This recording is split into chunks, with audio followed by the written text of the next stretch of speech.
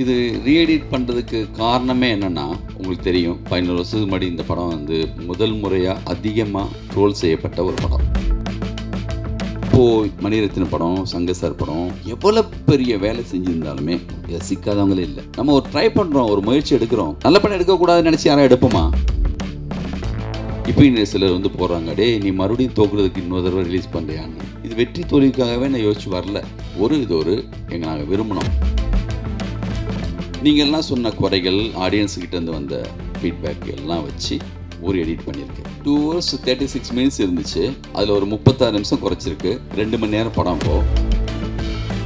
ஒரு படத்துடைய லென்த்து குறைச்சிட்டா மட்டுமே ஒரு படம் எப்பயுமே நல்லா வந்துடாது. நம்மளுடைய நோக்கமும் லென்த்து குறைக்கிறது மட்டும் இல்லை. நீங்கள் படம் பார்த்தா தெரியும், ஃபஸ்ட் வெர்ஷனுக்கும் இப்போக்கும். ஆனால் சூர்யா ஃபேன்ஸுக்கு நேற்று அவங்களோட மீட் பண்ணேன். எப்பயும் போல் எல்லாம் சொன்ன மாதிரி எங்களுக்கு என்ன சார் இப்போ போடுறது, எனக்கு அப்போவே பிடிச்சதான் சார் இருந்துச்சு சொல்லிட்டு அவங்க ஃபேன்ஸ் வந்து பார்த்தாங்க. அவங்களுக்கு இப்போயும் பிடிச்சிருக்குன்னு சொல்கிறாங்க. நான் என்னென்னலாம் நினச்சி பண்ணணும் அது எல்லாமே அவங்களுக்கு கனெக்ட் ஆகியிருந்திருக்கு. ஒரு ஹீரோவாக அவர் எப்படிலாம் வரணும்னு ஆசைப்பட்டாங்களோ அது இருந்துருக்கு. பெரிய படம் சின்ன படம் தேட்டர் வந்த பிறகு தானே நீங்கள் பட்ஜெட்டை வச்சு சொல்கிறீங்களா? யாரும் முடிவு எடுக்கிறது? அதை கோலி சோடாவை வந்து தேட்டரே தரமாட்டேன்ட்டாங்க. ஃபஸ்ட் சத்தியம் தேட்டரில் சின்ன தேட்டரில் போட்டோம். ஒரு வாரம் கழிச்சு அந்த பெரிய படம் சொன்னப்பட்ட படம் சின்ன தேட்டருக்கு வந்துச்சு. நம்ம படம் பெரிய தேட்டருக்கு போச்சு. அது வந்து ப்ரெஸ் மீட்டு கிடையாது, சன் டிவியில் நான் கொடுத்த இன்டர்வியூ. அது இந்த படத்துக்காகவே கொடுக்கல. இந்த படம் தொடங்கிறதுக்கு முன்னாடி எந்த கதைன்னே முடிவாகலை. அப்போது ஒரு பேட்டியில் சொன்ன ஒரு வார்த்தை, அது இல்லை நம்ம பேசுகிற அந்த சொல் வந்து அந்த நேரத்துக்கு வந்து அப்படி வந்து வேறையா பயன்படுத்தப்பட்டுச்சு. பண்ணவையான்னு தெரியும், பண்ண சொன்னது யாருன்னு தெரியும். நீங்கள் தயாரிப்பாளர் ஆனதுக்காக ஃபீல் பண்ணுவீங்களா? அது உங்கள் வாழ்க்கையில் சினிமா வாழ்க்கையில் பாதிப்பு ஏற்படுத்துங்களா? என்னமோ டைரக்டராக இருந்து நான் மட்டுமே ப்ரொடியூசரான மாதிரி கேட்குறீங்க. ஏவிஎம் ஏபசிட்டியாரே ஃபஸ்ட்டு டைரக்டர், அப்புறம் தான் ப்ரொடியூசர். தம்பி உடையான் படைக்கு அஞ்சான். இன்றைக்கி அஞ்சான் அன்னைக்கு சொல்லணும்னா போஸ் பற்றி தான் சொல்லணும். அவர் இருக்கார் பக்கத்துலேயே, எல்லாத்தையும் அவர் பார்த்துக்கிறாரு. அதனால் வந்து எனக்கு எந்த சிரமம் அவர் கொடுக்கறதில்ல. என்னுடைய எந்த திங்கிங்கும் அவர் தடை போடுறது கிடையாது. சினிமா இருந்தால் தான் நம்ம எல்லோரும் இருக்க முடியும். ஒரு எஸ்பிலிம்ஸ் சங்க சார் இருக்கும்போது அவ்வளோ நியூ டேரக்டர்ஸ் இன்ட்ரடியூஸ் பண்ணார். திருப்பதி பேஸ் இருந்தால் தான் ஒரு கோலி சோடா, வழக்கேன் சந்த மாதிரி படங்கள் வரும். ஒருவேளை இப்போ இந்த 36 நிமிஷம் குறைச்சி இப்போ ஹிட் ஆச்சுன்னா அஞ்சான் பார்ட் 2 வருமா? எல்லாருக்கும் வணக்கம். அஞ்சான் 2014 ரிலீஸ் பண்ணோம். இப்போ மறுபடியும் ரீஎடிட் பண்ணி நாளை மறுநாள் ரிலீஸ் ஆக போகுது. உங்களுடைய அன்பும் சப்போர்ட்டும் எப்பயும் எங்களுக்கு இருக்குன்னு எங்களுக்கு தெரியும். நீங்கள் கொஞ்ச நேரத்தில் படத்தை ஸ்டார்ட் பண்ணி நீங்கள் படம் பாருங்கள். நான் பேசுகிறத விட உங்கள்கிட்ட கொஸ்டின்ஸ் இருந்துச்சுன்னா அதுக்கு பதில் சொல்லிவிட்டு நம்ம ஷோ ஸ்டார்ட் பண்ணலான்னு இருக்கேன். ப்ளீஸ்.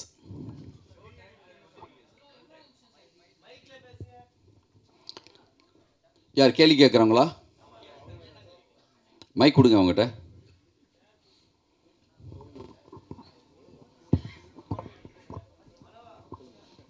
சார் வணக்கம். சார் வணக்கம், வாழ்த்துக்கள். நன்றி. கவிதா அவள் ஒண்டி தான் தெரியுமா? எல்லா பெண் வயசும் கவிதா மாதிரி தான் இருக்கு. அனுபவமா மேடம் தான் பேசுகிறேன். சார் ரீஎடிட்னா என்ன பண்ணியிருக்கீங்க, எப்படி மாற்றிருக்கீங்க கொஞ்சம் அவங்ககிட்ட கொடுங்க. சார் இல்லை, கவிதா தான் அவங்க கேள்வி கேட்கணும்னு அதுக்காக கொடுத்தேன். வந்து எடிட்டர் எவ்வளோ பண்ணியிருக்கேள் சார்? ரீஎடிட்னா எவ்வளோ நிமிஷம் பண்ணியிருக்கேள் அண்ட் வை? ஒரு 2 hours 36 minutes இருந்துச்சு. அதில் ஒரு 36 நிமிஷம் குறைச்சிருக்கு. 2 மணி நேரம் படம். இப்போது ஒரு படத்துடைய லென்த்து குறைச்சிட்டா மட்டுமே ஒரு படம் எப்பயுமே நல்லா வந்துடாது. நம்மளுடைய நோக்கமும் லென்த்து குறைக்கிறது மட்டும் இல்லை. நீங்கள் படம் பார்த்தா தெரியும், ஃபஸ்ட் வெர்ஷனுக்கும் இப்போக்கும் ஒரு சின்ன சேஞ்ச் பண்ணியிருக்கோம். அது நீங்கள் பார்ப்பீங்க லைட்டாக. இப்போ சூர்யா இல்லை, சூர்யா மட்டும்தான் இருக்கார். சார் படம் ரீரிலீஸ் சூர்யா சார் சம்மந்தம்லாம் என்ன சொன்னாங்க? அவங்கள்ட்ட பேசுனீங்களா? சிவகுமார் சார் அப்புறம் அம்மா எல்லாம் வந்து படம் பார்த்தாங்க. அவர் வந்து ஊட்டியில் இருக்காங்க சாரு. இன்னும் வந்து அவர் படம் பார்க்கல. நான் கேட்டிருக்கேன், நாளைக்கு ஏதோ டயத்தில் பார்க்கலாமான்னு சொல்லி. சந்தர்ப்பம் அமைஞ்சால் நாளைக்கு இல்லை ரிலீஸுக்கு பிறகு பார்ப்பாங்க.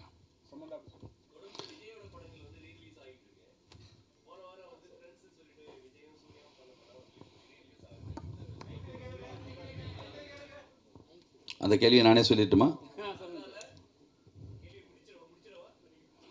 மைக்கில் சொல்ல சொல்கிறாங்க. இன்னும் 2 மைக் வச்சுக்கலாமே, ஒன்று தான் இருக்கா? இல்லை, விஜயோட படங்கள் தொடர்ந்து ரீரிலீஸ் ஆகிட்டு இருக்கு. போன வாரம் வந்து விஜயும் சூர்யாவும் நடித்து ஃப்ரெண்ட்ஸ் படமும் ரீரிலீஸ் ஆகுது. இந்த வாரத்துலேருந்து நீங்கள் சூர்யாவோட படத்தை ஆரம்பித்து வைக்கிறீங்க. ஸோ ஒருவேளை 2 பேரும் கூட்டணி அரசியலில் இறங்குறதுக்கு வாய்ப்பு இருக்கா சேர்ந்து? அதுக்கு நீங்கள் பிள்ளையார் சொல்லி மாதிரி போடுறீங்களா? அஞ்சானை பற்றி பேசலாமா?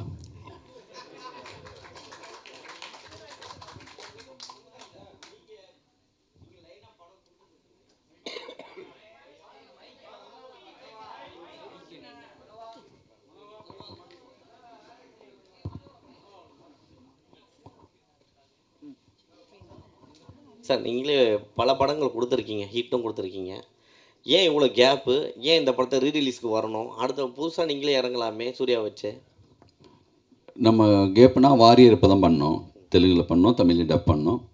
அடுத்து வந்து மகாபாரதம் பண்ணுறதுக்கான ஒரு சின்னதாக பெரிய ஒர்க்கில் இருந்தோம். அது கரெக்டாக ஆர்டிஸ்ட்டு பட்ஜெட் ரொம்ப பெருசு, 2 வருஷமாக அந்த ஒர்க்கில் இருந்தோம். அது ரொம்ப நாள் போயிட்டே இருக்குன்னு சொல்லிட்டு தான் டப்புன்னு வேறு ஒரு படம் இப்போ ஸ்டார்ட் பண்ண போகிறேன். பிப்ரவரிலேருந்து ஷூட்டிங்கு. வித்யாசாகர் பையன்தான் ஹீரோவாக பண்ணுறாங்க.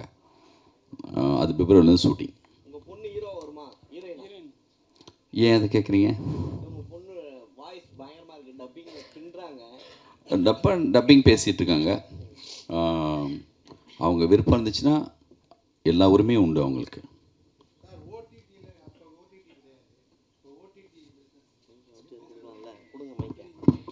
இது தேட்ரிக்கல் தான் சார் ஃபஸ்ட்டு. அப்புறம் வந்து நம்ம ஆல்ரெடி ஓடிடி யார் வாங்கினாங்களோ அவங்க விரும்பினா இந்த வருஷனையும் மறுபடியும் போடலாம்.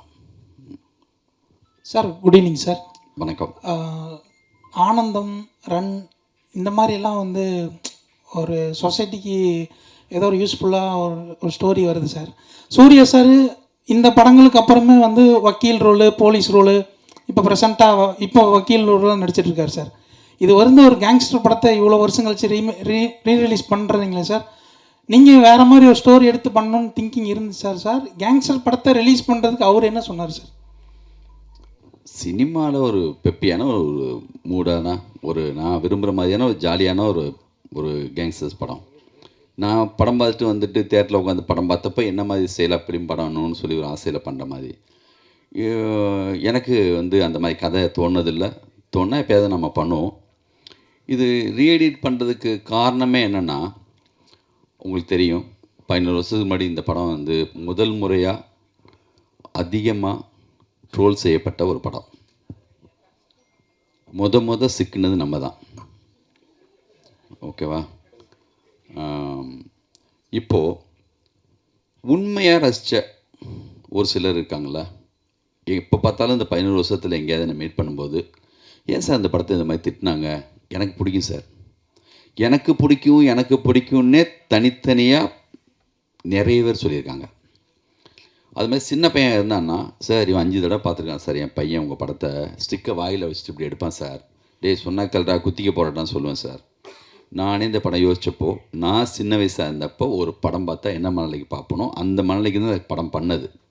இது உலகமாக கதை அப்படி புரட்டி போட்ட மாதிரி படம் நினச்சிட்டுலாம் பண்ணல, ஒரு படம் அவ்வளோதான். ஆனால் சூர்யா ஃபேன்ஸுக்கு நேற்று அவங்களோட மீட் பண்ணேன்.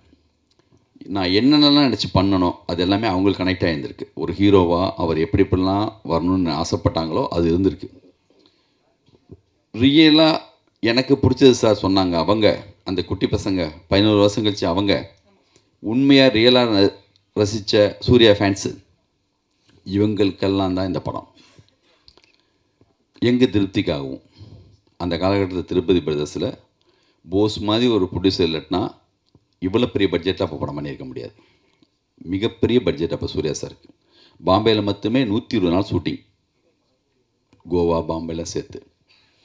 அப்படி ஒத்துக்கிட்டு கண்டினியூவாக அப்போ திருப்பதி பிரதர்ஸ் உங்களுக்கு தெரியும், சின்ன படம் பெரிய படம்னு சொல்லி கோலி சோடா, மஞ்சப்பை, வழக்கியன், சதுரங்க வேட்டை, கும்கி, கண்டினியூவாக.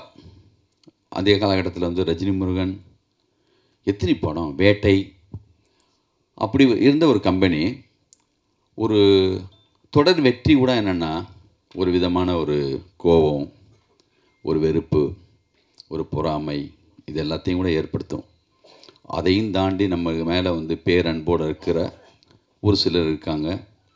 நம்மளுடைய அன்பு, எனர்ஜி, உழைப்பு இதெல்லாம் வச்சு அதெல்லாம் நம்ம முறியடிக்கிறதுக்கான ஒரு ஒர்க்கு தான் நம்ம பண்ணிகிட்டே போகணும். நான் நம்மளை அப்படி அடித்தவங்க இப்போ தயவுதாட்சியமே இல்லாமல் எல்லாருமேலேயும் அது இருக்குது. உன்னை விட நான் எவ்வளோ பெரிய கெட்ட வார்த்தை பயன்படுத்துகிற ரேஞ்சுக்கு ஆகிட்டாங்க. எனக்கு பயமே இல்லை. இப்போது என்ன தெரியுமா, 11 வருஷத்துக்கு முன்னாடி இதை விட பெரிய கெட்ட வார்த்தை எனக்கு புதுசாக பயன்படுத்த போகிறதில்ல. இப்போ இன்னும் சிலர் வந்து போடுறாங்க, டே நீ மறுபடியும் தோக்குறதுக்கு இன்னொரு தடவை ரிலீஸ் பண்ணுறியான்னு. இது வெற்றி தோல்விக்காகவே நான் யோசிச்சு வரல. இது நாங்கள் விரும்பினோம்.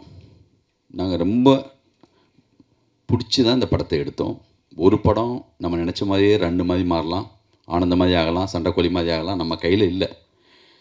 ஒரு வேலை செய்கிறோம், அது எவ்வளோ லெவலுக்கு போகுதுங்கிறது ஆடியன்ஸ்கிட்ட வந்த பிறகு தான் தெரியும். நீங்கள்லாம் சொன்ன குறைகள், ஆடியன்ஸுக்கிட்டேருந்து வந்த ஃபீட்பேக் எல்லாம் வச்சு ஒரு எடிட் பண்ணியிருக்கேன்.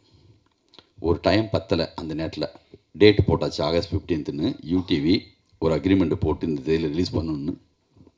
ஃபஸ்ட் ஹாஃப் செகண்ட் ஹாஃப் சேர்ந்து பார்க்க கூட நேரம் இல்லாமல் இருந்துச்சு. எனக்கு பிடிச்ச மாதிரியான எல்லா நண்பர்களும் இந்த படத்தை போட்டு காட்டினேன். தொடர் வெட்டியில் இருக்கப்போ பிரச்சனை என்னென்னா, இவருக்கு தெரியாததா, இவரே இத்தனை ஹிட்டு கொடுக்குறாரு அப்படி பேசாமல் போயிடுவாங்க. இது ஒரு மாயான உலகம். தோத்தாளுங்க பிரச்சனை ரொம்ப அதிகமாக சஜஷன் கொடுப்பாங்க. சார் நீங்கள் அசிஸ்டன்ட் டைரக்டர்ஸ்லாம் பழைய ஆட்களை வச்சுக்காங்க சார், மாற்றுங்க சார். இதுவே ஜெயிச்சா அவர் எக்ஸ்பீரியன்ஸான ஆளுங்களாம் வச்சுருக்காங்க சார், அவர் வேறு மாதிரி சார் அப்படிம்பாங்க. கொஞ்சம் கூடுதலாக சொல்லுவாங்க, சார் ட்ரெண்டு மாறி போச்சு சார், நீங்கள் கூட கொஞ்சம் மாறணும் சார்ம்பாங்க. அதனால் இது ஒரு மாதிரியான ஒரு உலகம். நம்ம வெற்றி தோல்விக்காக இந்த படத்தை வந்து சவால் விடுறதுக்காக இந்த படத்தை மறுபடியும் ரிலீஸ் பண்ணல. இது வரைக்கும் கேட்ட எல்லா முக்கியமான விஷயங்களை வச்சுட்டு நல்ல டைம் இருந்துச்சு. நம்ம நினச்சப்போ எடிட் பண்ணலாம், கீழே எடிட் சூட் இருந்துச்சு. போஸ் சார் ரொம்ப விரும்பினார். நம்ம கம்பெனியில் இருக்கிற கனகு, வெங்கடேஷ், என் அசிஸ்டன்ஸு பிரபு, அப்புறம் வந்து விஷ்ணு, சக்கரை, எங்கள் மேனேஜர் எல்லாமே அப்பப்போ என்னை கூப்பிடுவாங்க, இந்த மாதிரி ஒன்று எடிட் பண்ணியிருக்கோம் பாருங்கன்னு. இது பெரிய ப்ராசஸ், 2 வருஷமாக நடந்துச்சு. அதுக்கப்புறம் ஆண்டனி வந்து பார்த்தாரு, அவரும் சின்னதாக ஒரு இது பண்ணார். இவங்க ஃபேன்ஸுக்கெல்லாம் போட்டோம். எப்பயும் போல் எல்லோரும் சொன்ன மாதிரி எங்களுக்கு என்ன சார் இப்போ போடுறது, எனக்கு அப்போவே பிடிச்சி தான் சார் இருந்துச்சு சொல்லிட்டு அவங்க ஃபேன்ஸ் வந்து பார்த்தாங்க. அவங்களுக்கு இப்போயும் பிடிச்சிருக்குன்னு சொல்கிறாங்க. பார்க்கலாம். இதுக்கப்புறம் உங்கள்கிட்ட நான் இந்த பொறுப்பை படைக்கிறேன். நீங்கள் படம் பாருங்கள், நிச்சயமாக உங்களுக்கு பிடிக்கும்னு நம்புகிறேன். நீங்கள் தான் இன்னும் சரியாக எடுத்துகிட்டு போகணும் இதை. நன்றி சார். எனக்கு அப்பவும் பிடிச்சிருந்தது. எனக்கு கூட நீங்கள் சொன்ன மாதிரி அந்த ட்ரோல் தான் இந்த படம் அப்போ அந்த அளவுக்கு ஜெயிக்காமல் போனதுக்கு காரணமோன்னு ஒரு சந்தேகம் இப்போ வருது நீங்கள் சொல்கிறப்போ. ஏன்னா அவ்வளோ நல்லா இருந்தது. நான் இப்போ ஒரு டெய்லி பேப்பரில் ரிவ்யூ எழுதுனா அவ்வளோ பிரமாதமாக இருந்தது. இப்போது ஒருவேளை இப்போ இந்த 36 நிமிஷம் குறைச்சி இப்போ ஹிட் ஆச்சுன்னா அஞ்சான் பார்ட் 2 வருமா? முதல்ல இது வரட்டும். அதுக்கு அதை கேட்குறேன். அதே மாதிரி ஆனந்தம், ரன், சண்டைக்கோழி இந்த படங்கள்லாம் விட்டு அஞ்சான இப்போ ரீரிலீஸ், அதாவது எடிட் பண்ணி ரிலீஸ் பண்ணுற ரீசன் என்ன சார்? அதான் சொன்னேனே, இவ்வளோ நேரம் சொன்ன காரணமாக அதுதான். உண்மையிலேயே எனக்கு பிடிச்ச படம் இது. சார் வணக்கம் சார். வணக்கம். தொடர்ந்து வந்து ரஜினி, கமல், விஜய், அஜித், சூர்யா போன்ற படங்களை வந்து சின்ன படங்கள் வீக்லி 10 படம் வருது. அந்த சூழலில் வந்து நீங்கள் தொடர்ந்து ரிலீஸ் பண்ணுறாங்க, நீங்களும் அந்த வரிசையில் பண்ணுறீங்க. இது வந்து சின்ன படங்கள் வந்து இந்த படங்களை ரிலீஸ் பண்ணுறதுனால பாதிக்கப்படாதா? இப்போ எந்த சின்ன படம் வருதுங்க? தொடர்ந்து வீக்லி 10 படங்கள் வந்துட்டு இருக்கு சார். அது சின்ன படம் பெரிய படம் ரெண்டும் வந்துட்டு தான் இருக்கும். இப்போ இல்லை, அழகி படத்தப்பே அவர் சொன்னார், ஏன் சின்ன படத்துக்கு தேர் தர மாட்டேங்கிறான் தங்கர் பச்சான். எல்லா கட்டத்தையும் இதுதான் இருக்கும். பெரிய படம் சின்ன படம் தேட்டர் வந்த பிறகு தானே. நீங்கள் பட்ஜெட்டை வச்சு சொல்கிறீங்களா? யார் முடிவு எடுக்கிறது? அதை ஃபேமிலி இப்போ இந்த டூரிஸ்ட் ஃபேமிலி வந்துச்சு, அது சின்ன படமா பெரிய படமா? அதே காலகட்டத்தில் மிகப்பெரிய படம் கூட வந்திருக்கும். வந்த பிறகு எது பெரிய படமாக மாறும்னு கண்டென்ட் வைஸாக தான் இருக்குது. அந்த கணக்கே கிடையாது. 2 தேட்டரில் போடுவாங்க, அதுக்கப்புறம் நல்லா இருக்குன்னு சொன்னால் அதுதான் பெரிய தேட்டருக்கு மாறும். கோலி சோடாவும் அதே நேரத்தில் வேறு பெரிய படமும் வந்துச்சு. கோலி சோடாவை வந்து தேட்டரே தரமாட்டேன்ட்டாங்க. இப்போ சத்யம் தேட்டரில் சின்ன தேட்டரில் போட்டோம். ஒரு வாரம் கழிச்சு அந்த பெரிய படம் சொன்னப்பட்ட படம் சின்ன தேட்டருக்கு வந்துச்சு, நம்ம படம் பெரிய தேட்டருக்கு போச்சு. சதுரங்க வெடி கூட அப்படி தான். அதனால் வந்து என்னென்னா, சின்ன படம் பெரிய படங்கிறது தேட்டருக்கு வந்ததுக்கு பிறகு தான். ஒரு ஷோ ஒரு தேட்டரில் ஓடினா கூட அவன் தெரிஞ்சிடும் சார் அந்த படம் ஃபுல்லாக தான் சார், நம்ம தேட்டருக்கு மாற்றிக்கலாமா அப்படி மாற்றிடுவாங்க. லோக்கான ஒரு படம் மலையாளத்துலேருந்து ஒரு போஸ்ட் கூட கிடையாது, எந்த விளம்பரமும் இல்லை, யார் இருக்கா ஹீரோ. அந்த மாதிரி படங்கிறது சின்ன படம் பெரிய படம் அந்த கணக்கெல்லாம் கிடையாதுங்க எனக்கு தெரிஞ்சு.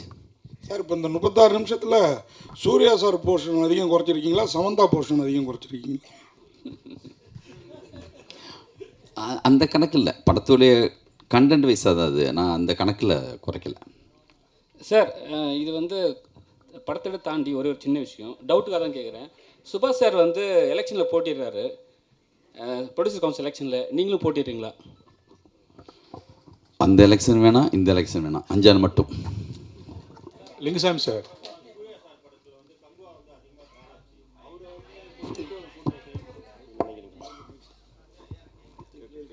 அஞ்சானுக்கு பிறகு வந்து கங்குவா தான் அதிகமாக ட்ரால் ஆச்சு சார். அதனால சூர்யா சாரை வந்து டார்கெட் பண்ணி ஒரு குரூப் இருக்கு அப்படின்னு. அப்படி எனக்கு பர்டிகுலராக சொல்ல தெரியல. ஒரு மிக சரியான படம் வந்தால் நான் பர்சனலாக சொல்கிறேன், நான் இந்த படம் இல்லாமல் டார்கெட் பண்ணி ட்ரோல் பண்ண படமாக அந்த நேரத்தில் ரன்னு வந்துருந்துச்சுன்னா, சண்டைக்கோழி வந்துருந்துச்சுன்னா, இவங்க என்ன பண்ணாலும் படத்தை நிறுத்தியிருக்க முடியுமா? ஜனங்க பார்த்துட்டே தான் இருந்திருப்பாங்க. நம்மளும் சின்னதாக மிஸ்டேக் பண்ணியிருக்கோம், நான் அதை 100% ஒத்துக்கிறேன். அவ்வளோ 100% மிக சரியான படத்தை நான் பண்ணிவிட்டு அதை வந்து எல்லாருமே திட்டாங்க அப்படி பழி போட நான் விரும்பலை.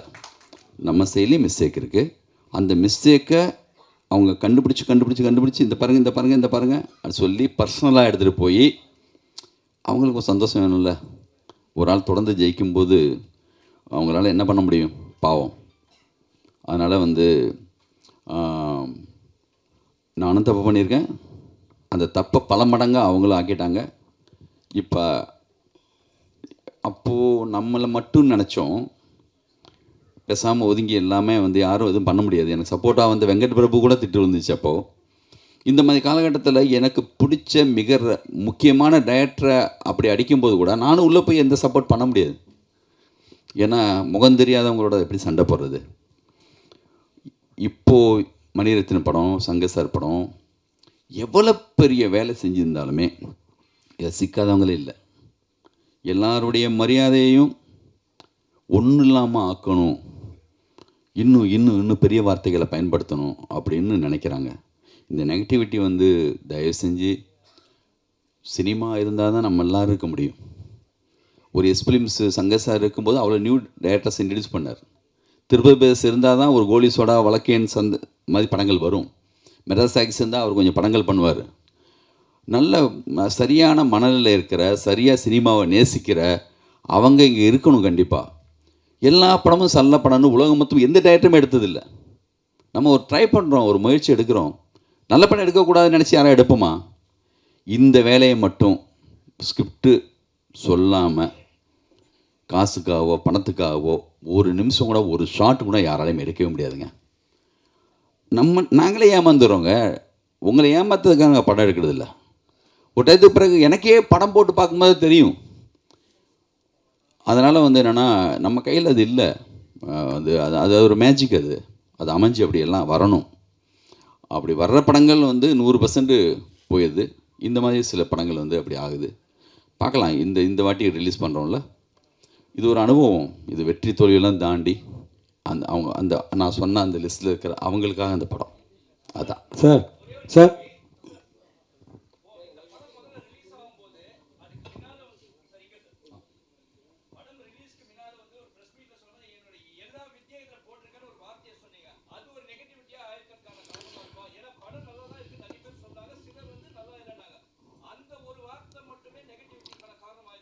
ஒரு வார்த்தையில் ஒரு படத்தையெல்லாம் காலி பண்ண முடியுமா என்ன?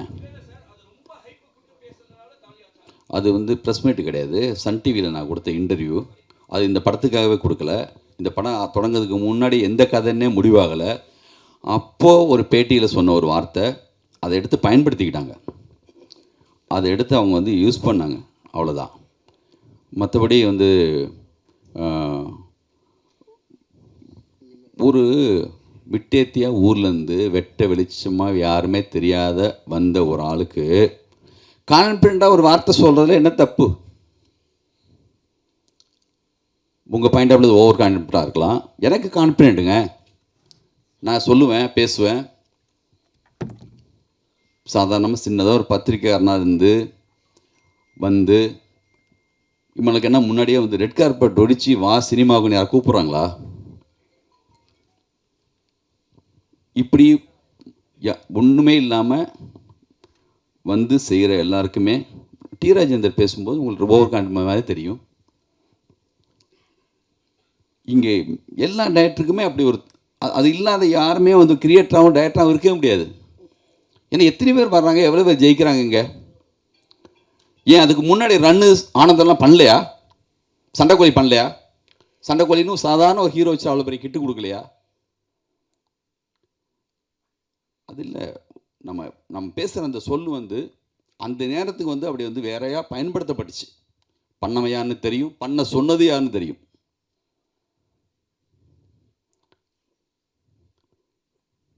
சார் சார் இங்கே சார் இங்கே சார் ஒரு தடவை எடிட்டர் மோகன்கிட்ட இன்டர்வியூ பண்ணும்போது சொன்னார் சார், அவர் அதிசய பறவைகள்னு ஒரு படத்தை நான் ரிலீஸ் பண்ணேன்.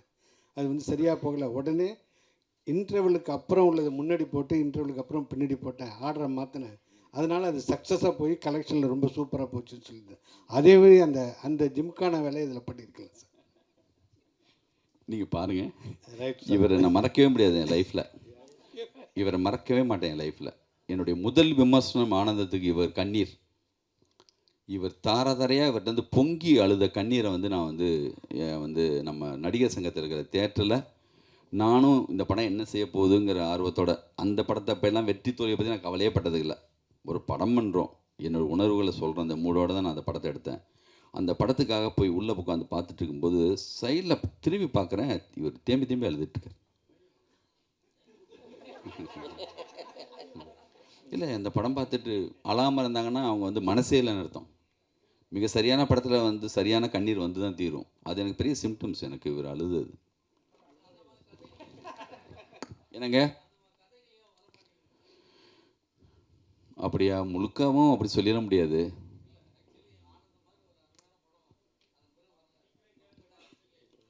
என் டைரக்ஷனில் வரல, அதை சொல்லுங்க, ஒத்துக்கிறேன், பண்ணுவோம், பார்ப்போம். லிங்குசாமி சார், ரீரிலீஸ் எல்லாமே போடுவாங்க. நீங்கள் இப்போ சமீபமாக எடிட்டிங் ஏதாவது கற்றுட்ருக்கீங்களா? ஏன்னா எடிட்னு சொல்லி ஒரு ஸ்டார்லாம் கொடுத்துருக்கீங்க பேனர்லேயே. எடிட்டு நான் வந்து நம்ம வந்துங்க நம்மளே எல்லா வேலையும், நான் என்ன கேமராமேனா, நான் என்ன வந்து லிரிக் ரைட்டரா, நான் என்ன மியூசிக் டைரக்டரா, நான் என்ன எடிட்டரா, எல்லாமே கொஞ்சம் கொஞ்சம் தெரிஞ்சவன் தான் டைரக்டர். நம்ம கூட இருக்கிற எடிட்டர்ஸ் வச்சு தான் பண்ணியிருக்கோம். இந்த ரீஎடிட்டர்னு வார்த்தை ஏன் போடுறோன்னா, அது இதில் நடந்திருக்கு. நீங்கள் படம் பார்ப்பீங்க, பார்த்தது பிறகு அதை பற்றி நீங்கள் எழுதுவீங்க, பாருங்கள். லிங்குசாமி சார் எல்லோரும் என்ன சொல்கிறாங்கன்னா, லிங்குசாமி சார் வந்து பெரிய கிரியேட்ரு, ஆனந்தம் படம் அவ்வளோ பெரிய ஹிட்டு, ரன் அவ்வளோ பெரிய ஹிட்டு, அவ்வளோ பெரிய படைப்பாளி இருந்தார். அவர் தயாரிப்பாளர் ஆனனால தான் அவருடைய அந்த உழைப்பு, அவருடைய இதெல்லாம் வந்து வேறு இதுக்கு போயிட்டு நிறைய ப்ரெஷர்னால வந்து அவருடைய க்ரியேட்டிவிட்டி மாறிட்டு அப்படிங்காங்க. நீங்கள் தயாரிப்பாளர் ஆனதுக்காக ஃபீல் பண்ணுவீங்களா? அது உங்கள் வாழ்க்கையில் சினிமா வரையில் பாதிப்பை ஏற்படுத்துதா? என்னமோ டைரக்டராக இருந்து நான் மட்டுமே ப்ரொடியூசரான மாதிரி கேட்குறீங்க. ஏவிஎம் ஏபசிட்டியாரே ஃபஸ்ட்டு டைரக்டர், அப்புறம் தான் ப்ரொடியூசர். நம்ம இவர் வந்து Sridhar sir, Balachander sir, Kavithalaya, Mani Ratnam sir, Madras Talkies, India மொத்தமும் உலகம் மொத்தமும் நல்ல படம் எடுக்கிற, சினிமாவை நேசிக்கிற, ரெண்டு வெவ்வேறு இல்லை, ரெண்டு ஒன்று தான். தம்பி உடையான் படைக்கு அஞ்சான். இன்றைக்கி அஞ்சான் அன்னைக்கு சொல்லணுன்னா போஸ் பற்றி தான் சொல்லணும். அவர் இருக்கார் பக்கத்துலேயே, எல்லாத்தையும் அவர் பார்த்துக்கிறாரு. அதனால் வந்து எனக்கு எந்த சிரமம் அவர் கொடுக்கறதில்ல. என்னுடைய எந்த திங்கிங்கும் அவர் தடை போடுறது கிடையாது. அவர் இருக்கிறதுனால பண்ணுறோம்.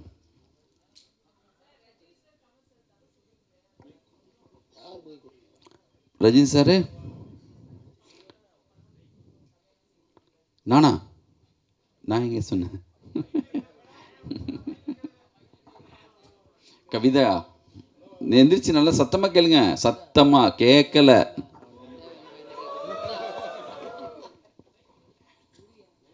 பேசுங்க. சரி, படம் போடணும், இதோட கடைசியாக வச்சுக்கலாமா கொஸ்டின் ப்ளீஸ்?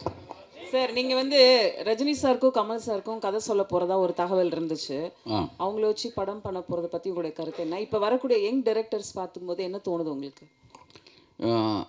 அது யார் சொன்னது நான் அவங்க ரெண்டு பேருக்கு கதை சொல்ல போகிறேன்னு? ரஜினி சாரே சொன்னாரா, தேவாவே சொன்னாரா? இல்லை அப்படி கதை என்கிட்ட இருந்தால் கண்டிப்பாக நானும் போய் சொல்லுவேன், அதை பற்றி ஒன்றும் இல்லை. அப்படி ஒரு ஸ்கிரிப்ட் என்கிட்ட இல்லை. புதுசாக வந்தவங்க நிறைய பேர் நல்லா பண்ணுறாங்க, அற்புதமாக போயிட்டுருக்கு. தேங்க்யூ. என்ன படங்க? அஜித்தோட ஜி படம் ரீ ரிலீஸ் பண்ணுவீங்களான்னு கேட்குறாரு.